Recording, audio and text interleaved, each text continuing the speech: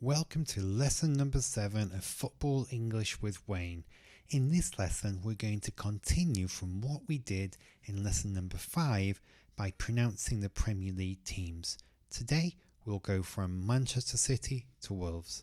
And just like last time, we'll be looking at the stressed part of the team and looking about the most natural pronunciation. Let's get started with the first one. The first one we've got is Manchester City. Now, in the previous lesson that we did on pronunciation, we noticed that there was a particular sound that kept coming up, and that is the sound. And it's very much in the ER part of Manchester, the final ER. So we've got that Manchester, Manchester City. And just like Manchester City, we've got Manchester United. Next, we've got Newcastle United. So the stress is on the first part, Newcastle. This one is a little bit tricky for some people. Some people try to pronounce it as Norwich, but it's just Norwich. Norwich.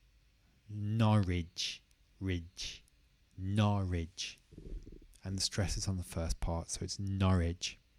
Norwich City. We've got Sheffield United. Southampton.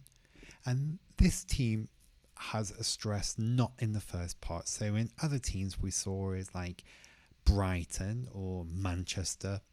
In this case, we've got Southampton. The Hampton is the stressed part. Southampton.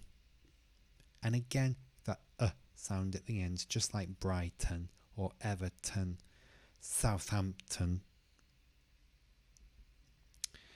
The next team, sometimes people just call them Spurs, and I personally call them Spurs, but their full name is Tottenham Hotspur. So Tottenham. I don't think people usually call it Tottenham, just more like a Tottenham, and it's got a silent H. Tottenham Hotspur.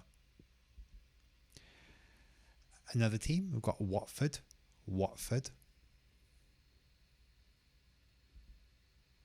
And if you've been watching the previous lessons, you would have heard me say the pronunciation for this. In this case, we're going to cut the H.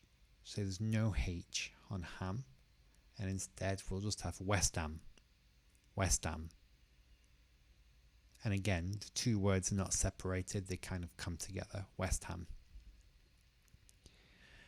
And the last team we've got is Wolves.